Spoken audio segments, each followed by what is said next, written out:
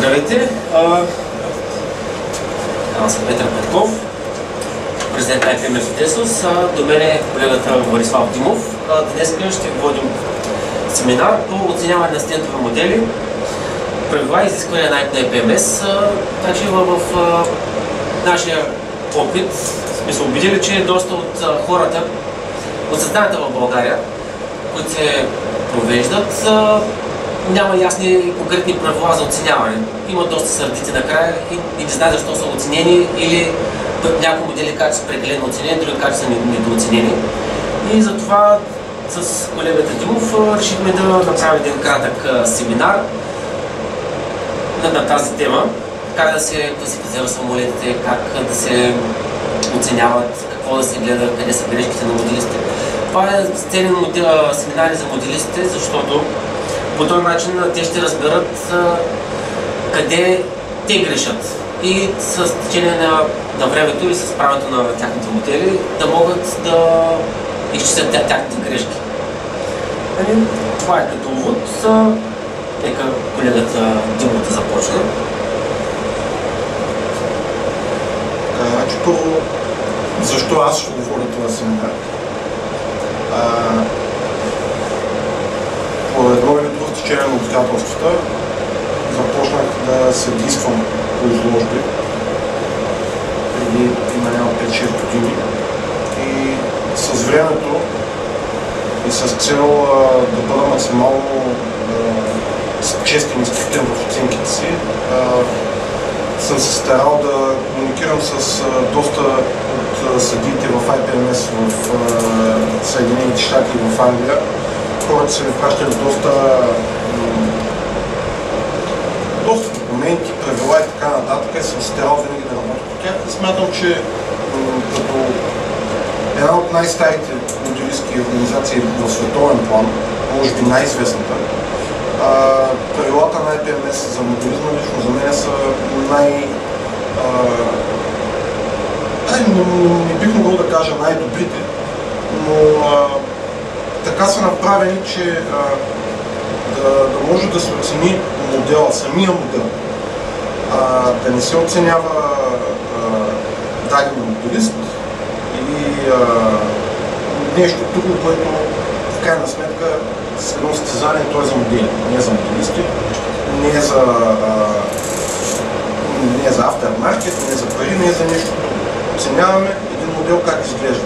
Един модел може да изглежда адски добре с конструктивно малко вложен правилно, както може да изглежда адски с адски много вложен в него, но без идея, разсипнически, разпокъсвано и т.е. дори не можем да оценяваме самото количество на положение на простата причина, че както има една приказка, не е важно да имаш много ръка, малко е важен, малко е нужен, но трябва на време да дойде. Да не губим време и след да започна с това, което съм подготвил като текстове. Изготвянето на многократно по-малки подобия на превозни средства, без значение дали са такива движещи по земя, въздух или вода, е едно от най-древните занятия, когато става въпрос за забавление, за чиста проба забавление. Има открити моделчета и играчки на лаги по Нил на възраст 6-7 хиляди години. Съвременното хоби води началото си от Европейската индустриална революция през по-миналия век, края на 19 и началото на 20 век. Като в началото вместо моделиста сам да изготвя модела си, което е било стандартно при корно моделистите, не е случайно тяхната организация е най-старата от всички моделистки организации в света. Вместо моделистите сами да строят моделите си, използвайки подръчни материали, отделни фирми започват да предлагат комплекти от заготовки или полайби, с които да се сбудят, като са по определен начин модела в някакво относително кратки срокове. Преди Втората световна война, особено големи размери придобива моделирането на кораби. Навлизането на самолета в ежедневието след войната намира отражение в миниатюрата. Появяват се буквално десетки хиляди модели на стотици самолети в огромната гама от разцветки и мащаби. С нарастването на популярността на различните видове моделизъм започва организирането на моделисти в научни моделистки организации. Появяват се световно известните днес Навига, защото тя се появява доста по-рано. трябва да сме точни, мисля, че на 150 организация, която е Международна организация на корабомотористите. Появява се IPMS, Международната организация на пластмасовите мотористки, както и други организации от типа на AMPS и така нататък. Бавно и неусетно, но и напълно логично се появява желанието за споделяне на постигнатото и по-важното – желанието за оценка на труда на моделиста. Така се зараждат и моделните състезания. Но както и във всичко останали случаи, в живота на преден план винаги са въпроси как ще оценят труда ми, защо не ме наградиха, защо наградиха някой друг и така нататък. Отговорите на тези въпроси са толкова, колкото са и моделисти, участващи в състезания. Всеки има своята си истина и целта на настоящата презентация да представи правилата и методите на оценяване на IPMS и в частност методите на оценяване, използвани от българските получения на IPMS в България, които са модел подвар на IPMS от ЕСОС. За начало е необходимо да се поставят няколко основни термини, правила, за да може един мащабен модел да бъде участник в състезание и съответно да бъде оценяван като стойност модел. Първо, какво е пластмасов модел? За целите на състезанията и конкурсите, пластмасов е всеки модел от термопластични или термореактивни полимери, смола или друг материал, който може да се обработва чрез топлинно нагряване, налягане или вакуумно формуване. Това включва, но не задължително и само полистирол, ABS пластмаса, целулоиди, полиетилен, винил, епоксидни и полиестерни смоли, стъклопласт, ацетати, акрил, найлон, други синтетични влакна и нишки и други композитни материали. Неопреновия каучук също се определя като пластмаса за целта на конкурсите по чапката на IPMS. Гумбови, кит и други подобни не са пластмаса, но въпреки това, когато се използват за попълване на пластове, подобряване на контурите, създаване на обичайни повърхности, например цемери в погоната на танк и така нататък, те ще бъдат считани за пластмаса. За участие в състезания под егидата на IPMS в България, които са учени на IPMS в България, се допускат и модели сглобени от метални пигменти. Било то бял метал, само стомана, алуминий, флотоексони комплекти и така нататък. Състав на модела. Използването на пластмаси, както е описано по-горе, се насърчава, но въпреки това използването на други моделистки материали се допуска като както моделиста намери за добре.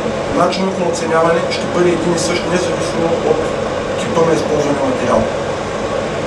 Моделите от подръчни материали, или така известен скрачборд, могат да включват части от други комплекти, но не трябва да бъдат по принцип свързани с материала на първоначалната си идентичност, с изключение на малки части от колела, оръдия, пушки, витла и други подобни.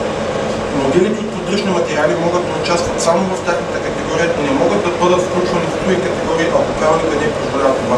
В смисъл, ако има един скрачборд модел 1:32, който е популярен мащаб, който е изработен от дърво, метал и така нататък, но изработен от подръчни материали, по принцип не би трябвало да участва в една категория с китовите модели.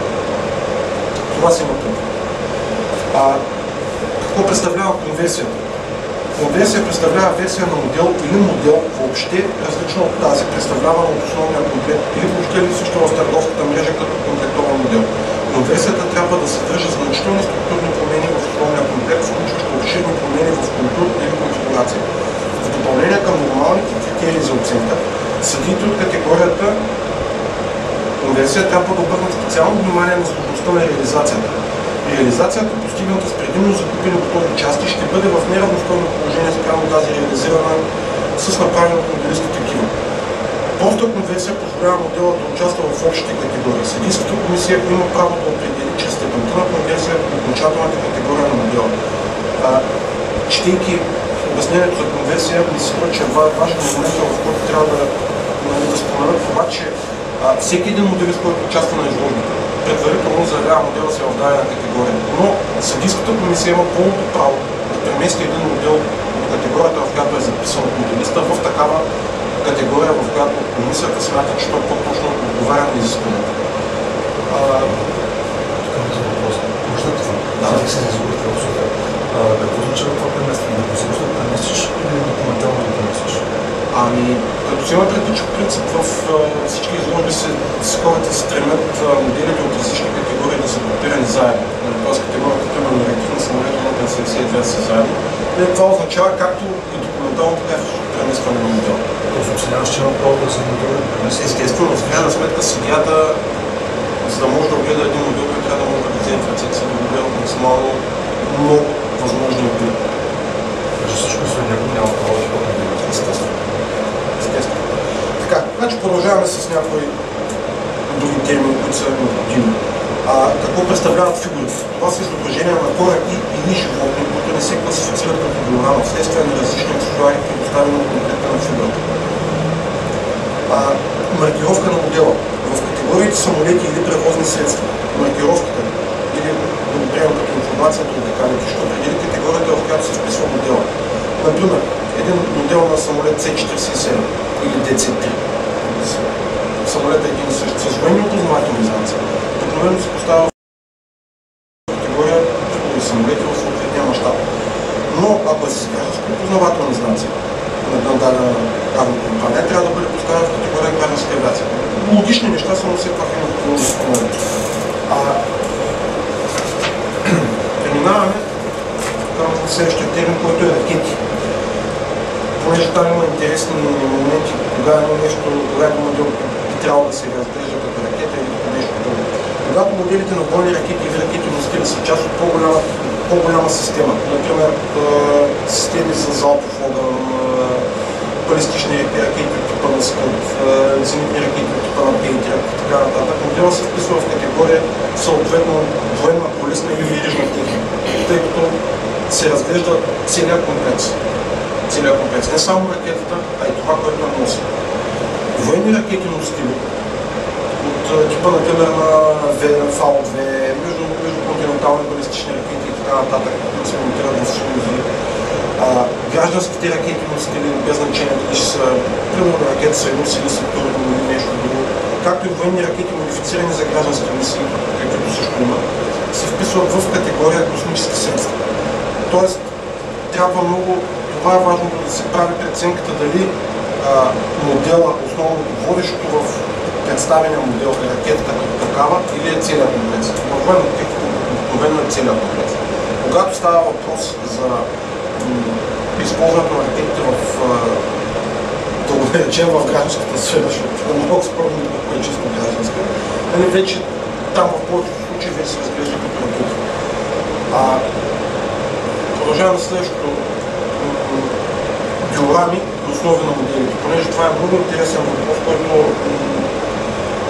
лично за мен няма еднозначно определение, но това, което до момента съм срещал в работата си като съдия, на базата на това съм дал това определение. Основите на моделите се разглеждат като база на модела, а не като диорама и са разрешени във всички категории. Базите на моделите могат да симулират естествени повърхности, в която модела се поставя, но нищо друго. Което в смисъл, ако моделът е поставен върху, да кажем, парче огледало, за да може да се вижда долната му част, за да не се налага да се вдига случайно и да се чупи, това не се разглежда като основа, като подложка. В такъв смисъл. Въздухоплавателните средства и моторните превозни средства могат да бъдат поставени на земята или симулирана настилка или върху брегови съоръжения. Корабите могат да се поставят в вода. Само да довърша. Базата не трябва да бъде основен елемент, но трябва да бъде с размер пропорционален на този на модела. Модела може да включва фигури от екипажа. Добавяне на други елементи или оборудване ще направи модела диорама или винетка, което трябва да бъде поставено в съответната си категория. Диорамите се оценяват не само по чисто техническите качества на тяхната изработка, но и силата на въздействието на темата, разказа или момента, който присъства. Това, което се определя на подложка, що не подложка е какво?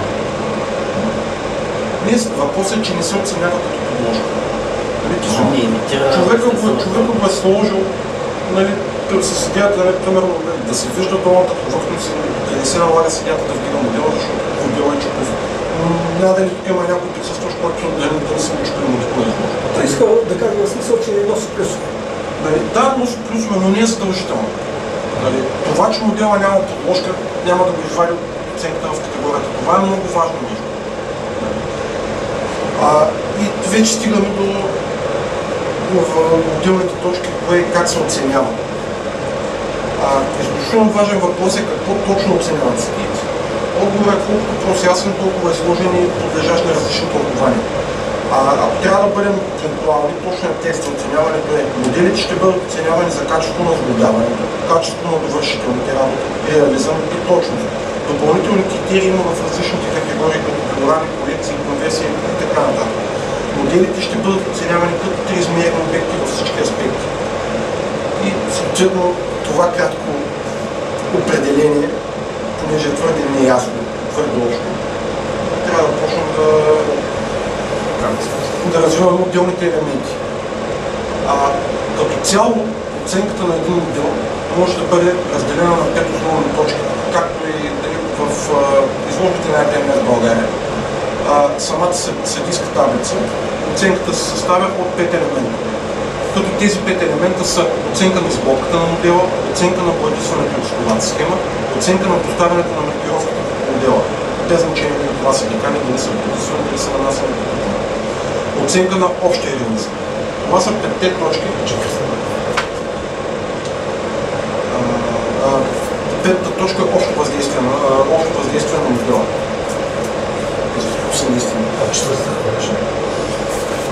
Четвъртата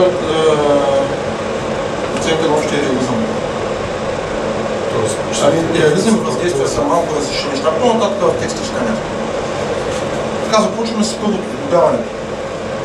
Макар и отделните елементи на оценката да участват с еднаква тежест в оценяването на модела, качеството на сглобката е основното нещо в модела. Един иначе казано, един перфектно боядисан, състерен и представен модел, но с видими дефекти по сглобката, няма никакви шансове да получи висока оценка и да получи призовно място.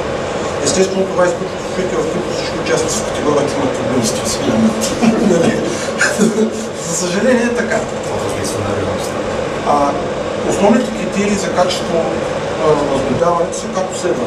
Първо, да бъдат премахнати недостатъците от матрицата, ивици и следи от матрицата, алиации, платини, гравирани маркировки, авторски надписи на производителя, стъргачовете на матрицата, както и други подобни пропуски от матрицата. Шеловете от съединяването след отделните елементи трябва да бъдат премахнати, освен ако не се наблюдават и на реалния модел, т.е. на истинската машина, на която трябва намалена копия. Спазването на геометрията на модела. За справка могат да се използват всякакви документи, които моделиста добавя към модела си, които не са задължителни. Но всеки моделист има право да добавя към модела си, примерно опътването и използване на модела, някакви снимки, чертежи, въобще всяка документация, която да му помогне, когато съдиите тръгнат да оценяват модела, за да видят, да кажем, че той е изправил геометрията на модела и така нататък. Това не са задължителни неща и не влияят на оценката, в смисъл това, че няма документ към модела, това няма да намали оценката. Но пък е в помощ на съдията, за да може по-добре да оцени. След това следва да се контролира качеството на монтирането и третирането на прозрачните детайли. Не случайно съм донесъл това мое модел, което после може да погледнете. Съвместния модел на Fiat CR42. Това му е един от основните модели. Маските взаимодействаха с боята, маската къде падна, къде не. Просто прозрачните детайли са светлително качество. Този модел в каквито и да е ситуации не би заслужил никакво призово място. Просто няма как, понеже има груба тежка опусна. Освен тези 4 основни критерия, на лице са и немалко вторични елементи на сглобката, които не трябва да ударват от погледа на съдиите. И това са на първо място. Всички видими елементи на модела, колкото е възможно, трябва да са изстранени до мащабната дебелина. Това включва при самолетите, примерно, изходящите ръбове на крила и на хоризонталните и вертикалните плоскости. Видимите бронелисти, примерно на платна броня по танковете, примерно, да кажем, висшото 4 с навесна броня, която да защитава от кумулативни снаряди и други подобни неща. Трябва, доколкото е максимално възможно тези детайли да бъдат максимално близко до мащабните дебелина. Второ, всички отвори, които при реалния обект са отворени или съответно затворени, трябва да бъдат представени по същия начин на модела. За пример, в един модел реактивен самолет, когато погледнеш през въздухозаборника, няма как да виждаш какво има за модела, защото в реалността между въздухозаборника има двигател. Има въздуховоди, които не е задължително да се прави. Има много модели, които моделистът това нещо допуска, като погледнеш отзади или отпреди самолета, то свети. Не трябва. Примерно, виждаш светлината. А тя не трябва да се вижда. Когато има двигател между въздухоплаването и светлината, няма как да видиш каквото и да било. Има пък други ситуации, в които би трябвало... Има такива случаи, както пък има други ситуации, в които би трябвало да се вижда, нали? Да е някакъв тръбопровод, да кажем... За пример мога да дам тръба на Вентури. Това е уред, който измерва въздушната скорост чрез измерване на налягане, който е една тръба с променливи сечения. И през нея по принцип би трябвало да може да се види, ако съответният модел е оборудван с тръба на Вентури, тя трябва да е разпробита и да се вижда през нея. Така, продължаваме нататък. Всички интериорни и екстериорни елементи на модела трябва да са в мащаба на самия модел, нито по-дребни, нито по-едри. Това правило не важи в диорамите, които изначално са замислени и създадени като стереоскопичен вариант на съответната сцена и целят да покажат перспективата на ситуацията от определена гледна точка. Рядко се срещат, но има такива диорами, в които за да се покаже по-ясно перспективата на цялата сцена, на отделни нива, да ги наречем, на диорамата, най-близкият фон е в най-едър мащаб, средния фон е в по-древен, най-задния в най-малък мащаб, за да се получи, тъй като е умалено нещо, както го виждаш в реалния живот, далечната сграда ти се струва малка, близката сграда е голяма.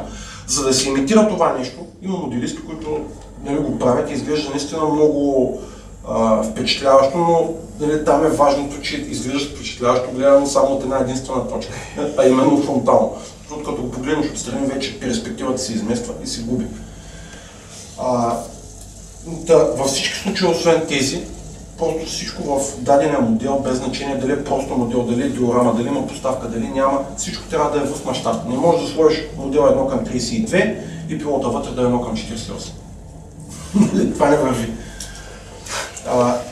Използваните допълнителни елементи, без значение дали са произведени отделно или от дадена фирма или с краш-билд, трябва да са монтирани с такова качество, че да не личи, че са отделни детайли.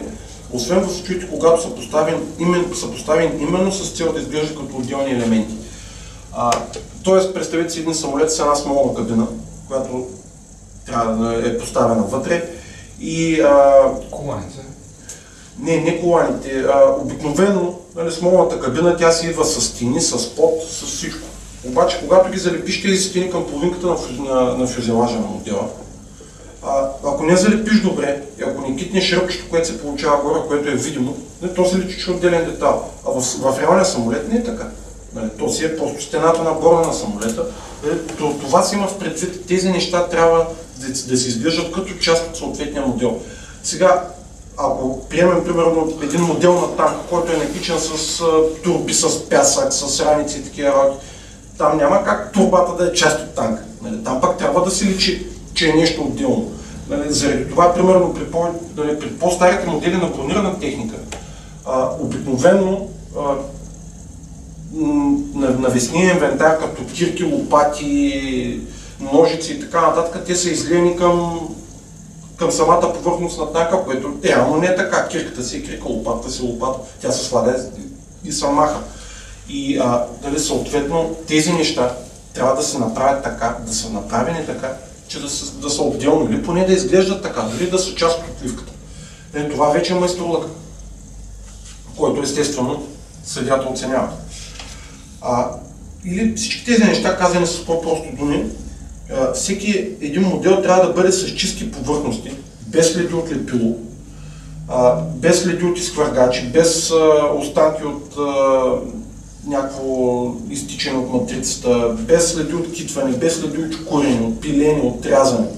Не трябва да се виждат местата на сглобките между съответните части на модела, освен ако при реалната машина те не се виждат. Значи, за пример, мога да дам Месершмит 109. При него, понеже конструкцията е такава, че опашната част на тялото се е сглобявала реално от две половинки, от две коруби. И заради това и при реалния самолет си има разделителна линия точно по гърба и по корема. Тоест на самолета, на модела на Месершмит 109, когато се прави, да кажем, ще го китнеш, ще го направиш, но тази черта после трябва да пререшиш на ново, трябва да има, защото при реалния самолет има, защото то се вижда. При Spitfire, например, който съм донесъл, моделът е стар, напукал се с времето, вече се вижда къде е било слепването. Само че при Spitfire, при реалния самолет не се вижда, защото метода на сглобка на самия самолет, тези части са отделни панели, които са предварително огънати и се нитоват. И няма, на тези места няма такава сглобка. Сглобката е на съвсем други места. За всички елементи съдията трябва да наблюдава внимателно. Разглеждайки по-обстойно гореописаните изисквания, може да се забележи, че всъщност не е необходимо съответния съдия да познава абсолютно из основи реалната техника, защото на практика е невъзможно да познаваш абсолютно всички самолети или всички танкове или всички кораби.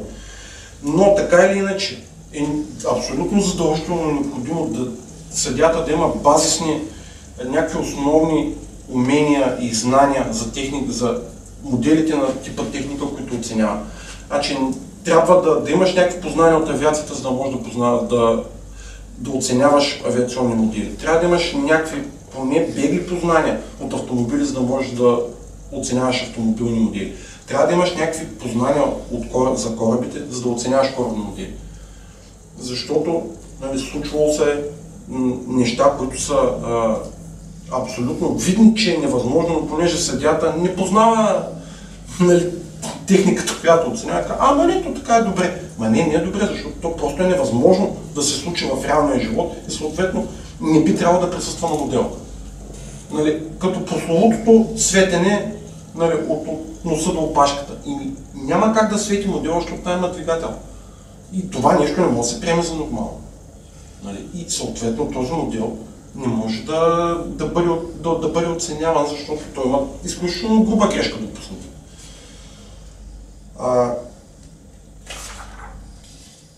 В общи линии това е, доколкото се отнася за оценяването на сглобяването на модела. Втората по важност точка, която се оценява от съдиите, е боядисването. Значи, тук е момента, в който трябва да направя едно много важно уточнение, което се отнася за съдиите, за съдействането по правилата на IPMS. За съдиите на IPMS трябва да е без значение при съставянето на оценката за така наречената тоналност на съответния цвят. Или казано с думи, просто това зелено, не онова зелено. Или това червено, не онова червено. Тоналността на боята е напълно ирелевантна за оценката на модела, доколкото щом оригиналната машина е зелена и модела трябва да е зелен. Както предполагам всички знаете, цветоусещането е строго индивидуално за всеки човек. Всеки човек си има собствени очи. Не говорим за това дали един човек има нормално цветоусещане или е далтонист, не става въпрос за това. Но всяко едно човешко око приема даден цвят с някакви различни нюанси. И това, което за мен изглежда, да кажем, да го наречем правилното зелено, за някой друг не изглежда така, защото неговото око го възприема по различен начин. Да не говорим пък, че мозъка му го обработва сигнала по различен начин и така нататък. Освен това, изключително важно е даден обект, при каква светлина го наблюдаваш, при каква сила на светлината, откъде идва светлината. Ако пък е снимка или видеоматериал, там пак вече започваме да гледаме такива неща, с каква техника е снимал, с какъв апарат, с какъв обектив, при какви условия, от какво разстояние и така нататък. Това са изключително множество елементи, които влияят върху възприемането на даден цвят, на какъвто и да е обект. И просто това не може да бъде причина един модел да бъде наказан или да бъде поощрен, защото на съдията, според съдията, това било правилният цвят. Но, пък и в крайна сметка, кой може да каже какъв е равният цвят на съответната машина, която да кажем е унищожена преди 60 години? Аз лично не знам дали някой би могъл да го каже с абсолютна сигурност. Освен това го има и другото. В днешно време се работи при военната техника. Има различни стандарти за бои. Един е Federal стандарт, в Германия се използва RAL и така нататък. И в тези стандарти